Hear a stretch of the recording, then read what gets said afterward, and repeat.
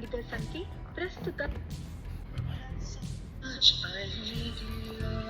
ನೀವು ಡಯಲ್ ಮಾಡಿದ ಸಂಖ್ಯೆ ಪ್ರಸ್ತುತ ಕಾರ್ಯನಿರತವಾಗಿದೆ.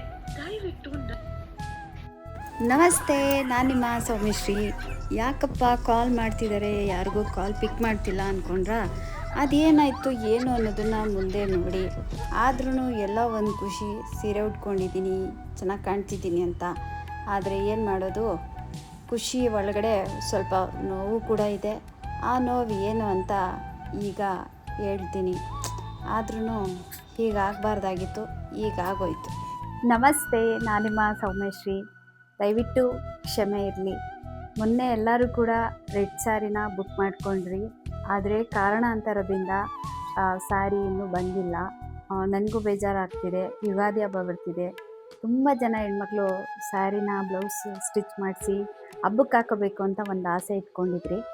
ಆದರೆ ಏನು ಮಾಡೋದು, ಇವಾಗ ಇರುವಂಥ ಪರಿಸ್ಥಿತಿ ಗ್ಯಾಸ್ದು ಏನೋ ಪ್ರಾಬ್ಲಮ್ ಆಗಿ ಪಾಪ ಅಲ್ಲೂ ಕೂಡ ಕೆಲಸ ಅರ್ಧದಲ್ಲೇ ಸ್ಟಾಪ್ ಆಗಿದೆ. ಅದೇನಾದರೂ ಆಗಲಿ ಮ್ಯಾಮ್, ನಾಳೆ ಸಾಯಂಕಾಲ ನಾನು ಕಳಿಸ್ಕೊಡ್ತೀನಿ ಅಂತ ಅವರು ನನಗೆ ಹೇಳಿದ್ದಾರೆ. ಖಂಡಿತ ಯಾರೆಲ್ಲ ಸ್ಯಾರಿಗಳನ್ನ ಬುಕ್ ಮಾಡ್ಕೊಂಡಿದ್ದೀರಾ ನಿಮ್ಮೆಲ್ಲರಿಗೂ ನಾನು ಸ್ಯಾರಿನ ಕಳಿಸ್ಕೊಡ್ತೀನಿ. ದುಡ್ಡು ಹಾಕಿದ್ದೀವಿ, ಈ ಮೇಡಮ್ ಕೊಡ್ತಾರೋ ಮೋಸ ಮಾಡ್ತಾರೋ ಅಂತ ಅಂದ್ಕೋಬೇಡಿ.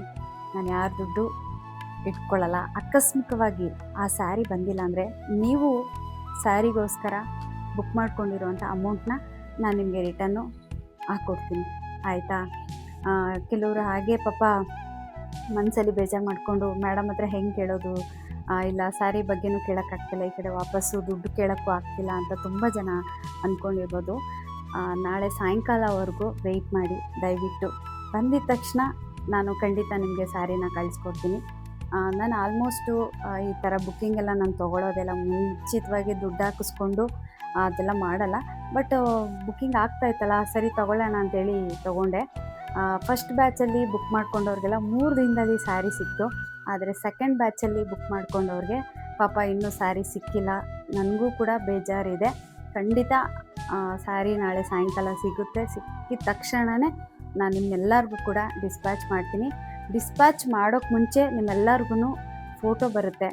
ಸ್ಯಾರಿ ಪ್ಯಾಕಿಂಗ್ ಆದಮೇಲೆ ನಿಮ್ಮೆಲ್ಲರಿಗೂ ಫೋಟೋನ ನಾನು ಕಳಿಸ್ಕೊಡ್ತೀನಿ. ಯಾರೆಲ್ಲ ಸ್ಯಾರಿಗಳನ್ನ ಬುಕ್ ಮಾಡ್ಕೊಂಡಿದ್ದೀರಾ ನಿಮ್ಮೆಲ್ಲರಿಗೂ ಥ್ಯಾಂಕ್ ಯು ಸೊ ಮಚ್. ಎಲ್ಲರೂ ತುಂಬ ಸಪೋರ್ಟ್ ಮಾಡ್ತಿದ್ದೀರಾ.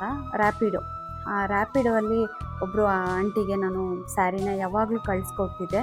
ಬಟ್ ಈ ಸಲನೂ ಕೂಡ ಅವರು ತುಂಬ ಇಷ್ಟಪಟ್ಟು ಒಂದಷ್ಟು ಸ್ಯಾರಿಗಳನ್ನ ಅವರು ಪರ್ಚೇಸ್ ಮಾಡಿರ್ತಾರೆ. ಪರ್ಚೇಸ್ ಮಾಡಿ ಇಟ್ಟಿದ್ದ ಸ್ಯಾರಿನ ಇವತ್ತು ನಾನು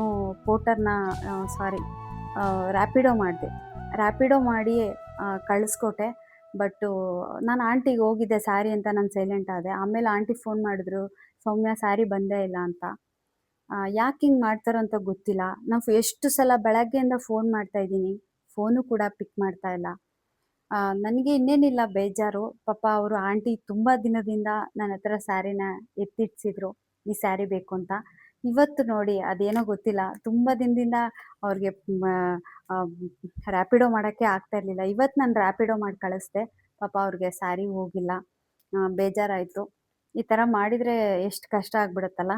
ರಿಪೋರ್ಟ್ ಮಾಡ್ಬೋದು. ಅವ್ರ ನಂಬರ್ ಇದೆ, ಕಾಲ್ ಮಾಡ್ತಾನೆ ಇದ್ದೀನಿ, ಪಿಕ್ ಮಾಡ್ತಾನೇ ಇಲ್ಲ. ಥರ ಅನುಭವ ಜೀವನದಲ್ಲಿ ಒಂದೊಂದನ್ನು ನಾವು ಕಲಿತಾ ಹೋಗಬೇಕು ಅಂತ ಅಂತೀವಲ್ಲ, ಹಂಗೆ ಜೀವನದಲ್ಲಿ ಇದೆಲ್ಲ ಒಂದೊಂದು ಲೆಸನ್ ಅಷ್ಟೇ. ಇವಾಗ ನಾನು ರ್ಯಾಪಿಡೋದಲ್ಲಿ ಸ್ಯಾರಿನ ಕಳಿಸಿದಾಗ ಎಲ್ಲರೂ ಮಾಡಲ್ಲ ಈ ಥರ. ಇವ್ರು ಯಾರೋ ಒಬ್ಬರು ಪಾಪ ಫೋನ್ ಪಿಕ್ ಮಾಡ್ತಿಲ್ಲ, ಏನು ಕಾರಣನೋ ಏನೋ ದೇವ್ರಿಗೆ ಗೊತ್ತು ಅಷ್ಟೇ. Thank you so much. ಇಷ್ಟು ಹೇಳಬೇಕು ಅಂತ ಅನಿಸ್ತು. ದಯವಿಟ್ಟು ರೆಡ್ ಸ್ಯಾರಿ ಯಾರೆಲ್ಲ ಬುಕ್ ಮಾಡ್ಕೊಂಡಿದ್ದೀರಾ ಭಯ ಬೀಳಬೇಡಿ. ಸೌಮ್ಯಶ್ರೀ ಅಂದ್ರೇ ನಂಬಿಕೆ.